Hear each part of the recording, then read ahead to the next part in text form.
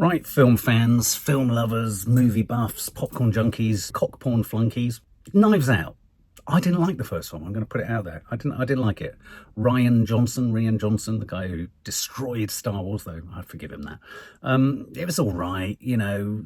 Daniel, what's his name? Daniel Craig. Yeah, Daniel Craig. I was getting mixed up. Daniel Craig playing Benoit.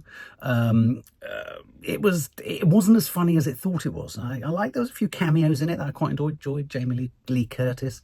Chris Evans wasn't particularly funny. It just didn't float my boat. I didn't think it was as clever, as sophisticated, or as whodunit, really. And I have to confess, I found Daniel Craig sort of really reaching for humour, reaching and squeezing, and it was slightly out of reach. He was reaching for humour and it was out of reach, and he was squeezing a lemon and he couldn't squeeze it.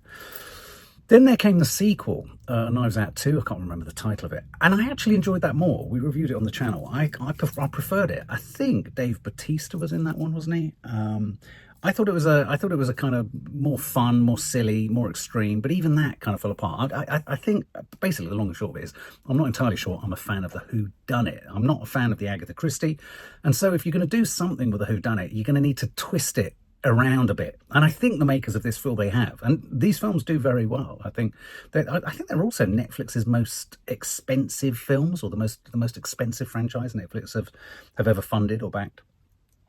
So it's with a mixed heart that the third film comes along, because I'm like, oh God, well, neither of the other two particularly excited me, but maybe this is going to be not ever diminishing returns, but ever what's the opposite of diminishing? Diminishing? No, ever expanding returns. Maybe this will be better even than the second one. Maybe this could be my favourite. So Daniel Craig's in it. I've got a block. I've got a bit of a block with old Daniel Craig at the moment. And I'm not entirely sure why that is. We've got Josh O'Connor in there. You'll know him from, what was that god-awful fucking tennis movie? What the hell was the tennis movie? That awful Challengers. Oh, Glenn Close is in this one too. Josh Brolin, used to be an enormous fan of his chin, and him. Jeremy Renner, which is interesting. So it'll be interesting to see Jeremy Renner, obviously, in the aftermath of he's overcome that awful snowplow accident.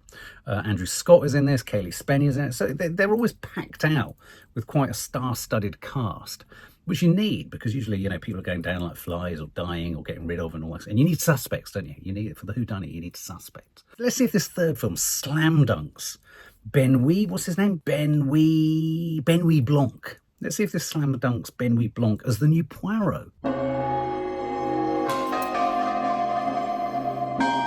This murder was dressed as a miracle. But what happened that night is a much, much larger scheme.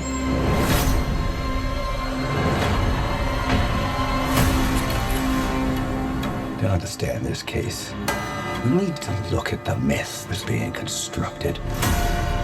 A man gives a sermon. He then, in plain sight of everyone, walks into a sealed concrete box. And 30 seconds later, that man is lying dead. A classic, impossible crime. Okay, you're freaking me out now. This is a holy mystery. Unsolvable. Holy shit. Sorry. What the hell happened? We do not know. What is truth? We don't know that. We don't. What exists? Does any of this exist? So, What is even happening right now?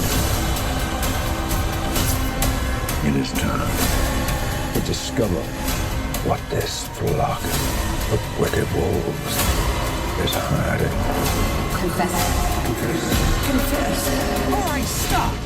Here's what's gonna happen. Benoit freaking Blanc and I are gonna ask you all some questions, and you're gonna answer them. We're gonna get to the bottom of who killed Monsignor Wicks and why, and then that's it. Now, who wants to go first?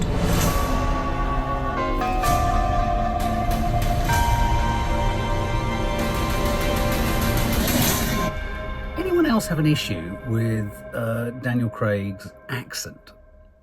I mean, it's verging on Inspector Clouseau. I mean, and I don't think it's meant to be that funny. I mean, I think it's meant to be funny, but it's so funny, it almost makes you not listen to anything he's saying because you can't wrap your ears around how he's saying it.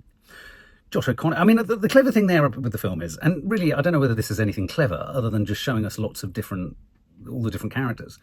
As soon as I thought, oh, I bet Glenn Close did it. Oh, I bet Andrew Scott did it. Oh, I bet Josh O'Connor. You think everyone might have done it. So they all look like likely suspects to me in a sort of religious kind of setting.